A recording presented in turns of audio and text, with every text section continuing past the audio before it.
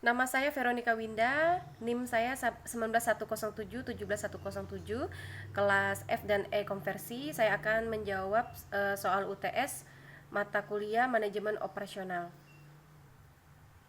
Soal pertama, apa yang Anda ketahui tentang manajemen operasional? Manajemen operasi adalah area bisnis yang berfokus pada proses produksi serta memastikan pemeliharaan dan perkembangan langsung secara efektif dan efisien. Seorang manajer operasi bertanggung jawab mengelola proses pengubahan input menjadi output. Kemudian soal nomor 2, sebutkan ruang lingkup manajemen operasional. Ruang lingkup manajemen operasional mencakup 3 aspek, yaitu perencanaan sistem produksi, sistem pengendalian produksi, meliputi pengendalian proses produksi, bahan, tenaga kerja, dan biaya, kualitas, serta pemeliharaan. Kemudian yang ketiga, sistem informasi produksi. Soal nomor 3, sebutkan perbedaan antara barang dan jasa. Perbedaan barang dan jasa ada pada wujudnya. Barang mempunyai wujud tertentu yang bisa dilihat dan disentuh, sedangkan jasa tidak memiliki bentuk tetapi dapat dirasakan. Soal nomor 4, sebutkan dan jelaskan 3 fungsi aktivitas penting yang harus diperhatikan oleh sebuah perusahaan. Ada 3, yaitu yang pertama perencanaan. Perencanaan adalah proses terpenting dari semua fungsi manajemen karena tanpa perencanaan, semua fungsi manajemen berikutnya tidak akan berjalan. Yang kedua, pengorganisasian. Pengorganisasian menyangkut bagaimana strategi yang dirumuskan dalam perencanaan dituang dalam organisasi. Membuat struktur organisasi yang tangguh dan tepat untuk mencapai tujuan yang sudah ditetapkan sebelumnya. Yang ketiga adalah pengarahan.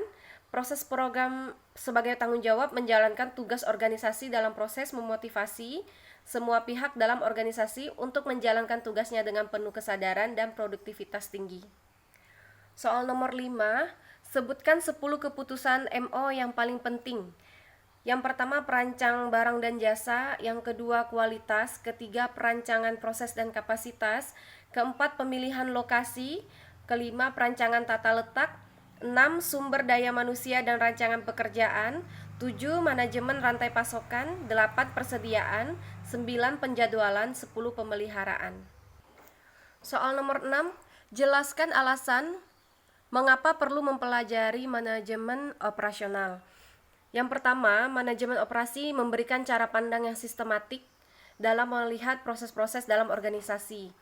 Jika hal ini sudah menjadi isu biasa dalam industri manufaktur, tidak demikian dalam industri jasa. Pemahaman tentang bagaimana mengelola operasi dengan pendekatan modern ini akan memudahkan kita menganalisis dan memperbaiki sistem dalam perusahaan atau organisasi. Yang kedua, konsep dan tools dalam manajemen operasi pada dasarnya dapat dan banyak diterapkan pada fungsi manajemen yang lain. Mengapa demikian? Karena setiap fungsi manajemen juga melibatkan proses dan pekerjaannya. Yang ketiga, bidang manajemen operasi pun belakangan ini menawarkan karir yang cukup menantang seperti fungsi manajemen lainnya. Di banyak perusahaan sudah biasa kita jumpai jabatan manajer operasi, bahkan sampai direktur operasi. Yang keempat, dalam pendidikan bisnis, manajemen operasi memang sudah menjadi satu pilar yang wajib diajarkan kepada mahasiswa. Terkait dengan poin 3, maka banyak sekali para recruiters mencari lulusan perguruan tinggi yang sudah memiliki cukup pengetahuan seputar manajemen operasi. Soal nomor 7, bagaimana mencapai keunggulan pesaing melalui operasi? Yang pertama, menciptakan keunggulan bersaing melalui operasi itu bisa dengan bersaing dengan diferensiasi. Diferensiasi adalah membedakan penawaran organisasi dalam berbagai cara yang akan dianggap sebagai nilai tambah oleh konsumen. Kemudian bersaing dengan biaya, low cost leadership akan menghasilkan pencapaian nilai maksimum konsumen. Bersaing dengan respon. Respon adalah suatu set nilai yang berhubungan dengan kemampuan dalam kecepatan, fleksibilitas, dan kehandalan. Kemudian dalam praktek ketiga konsep strategi ini, diferensiasi, biaya rendah, dan respon dapat diterjemahkan ke dalam 6 strategi khusus, yaitu 1. Fleksibilitas dalam desain dan volume, 2. Harga rendah, 3. Pengiriman cepat, 4. Kualitas, 5. Pelayanan purna jual, dan 6. Lini produk yang luas. Soal nomor 8, jelaskan apa yang dimaksud dengan strategi operasi, jelaskan secara terinci.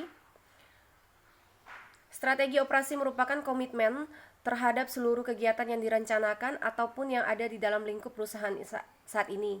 Kegiatan yang akan dilaksanakan di sini memanfaatkan seluruh sumber daya yang ada secara maksimal dan melakukan proses informasi demi mencapai distinctive competence serta tujuan operasi perusahaan.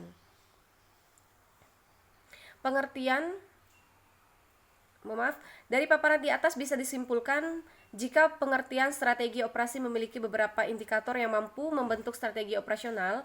Apa sajakah indikator tersebut? Yang pertama, komitmen pada kegiatan yang ada di dalam lingkup perusahaan. Kedua, kondisi saat ini yang telah direncanakan. Tiga, proses transformasi, yakni kegiatan organisasi yang bisa mengubah masukan menjadi nilai tambahan keluaran. Yang keempat, distinctive competence, yaitu kemampuan spesifik yang ada pada perusahaan tersebut untuk menghasilkan nilai tambah melalui proses transformasi serta mengandung tujuan perusahaan secara keseluruhan. Soal nomor 9, silakan buka link YouTube di bawah ini dan silakan ditonton.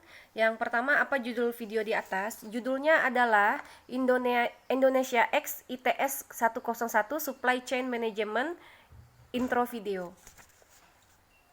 Siapa pembicara dalam video di atas dan dari mana pembicara tersebut? Untuk pembicara tersebut, beliau adalah Prof. Nyoman Pujiawan. Beliau adalah guru besar Supply Chain Engineering dari ITS. Kemudian, apa yang dimaksud dengan Supply Chain Management? Jadi, manajemen chain adalah suatu pendekatan untuk mengubah individu, tim, dan organisasi kepada kondisi masa depan yang diinginkan. Kemudian, mengapa supply chain management sangat penting bagi perusahaan? Karena manajemen merupakan rantai pasokan atau supply chain management berperan penting dalam membantu perusahaan untuk menjamin kepuasan para konsumen. Melalui mekanisme ini, perusahaan dapat mengetahui barang apa yang mereka inginkan serta kapan waktu yang tepat untuk mengirimkan barang tersebut. Kemudian yang E, jelaskan teori supply chain management yang dijelaskan oleh pembicara dalam video di atas. Nah, yang dijelaskan adalah supply chain sangat penting bagi perusahaan dan masyarakat karena sangat membantu. Contohnya dalam penjualan air galon ya. Jadi konsumen itu memesan pada toko dengan air galon ya. Kemudian kita sebagai konsumen dapat menelpon langsung ke toko tersebut, kemudian toko mendapatkan air dari distributor dapat mendapatkan air menggunakan transportasi, kemudian distributor juga mendapatkan air dari pabrik, sehingga banyak yang dilibatkan untuk pembelian air galon tersebut. Nah, kita membutuhkan yang namanya informasi, koordinasi, kerjasama ya, untuk bisa mendapatkan air galon. Nah, supply chain ini membantu kita mempermudah penjualan hingga dari distributor ke pembeli. Kemudian yang F, apa yang Anda dapat pelajari dan Anda dapat dari menonton video tersebut di atas? Yang saya pelajari bahwa untuk memulai suatu usaha itu tidak dilakukan dengan sembarangan karena kita juga perlu yang namanya konsep, yaitu seperti adanya chain management ini. Nah, chain management ini membantu kita untuk mempermudah kita dari mana kita bisa mulai suatu usaha, misalnya dari distributor, kemudian kita menggunakan apa untuk penjualan kita, seperti itu.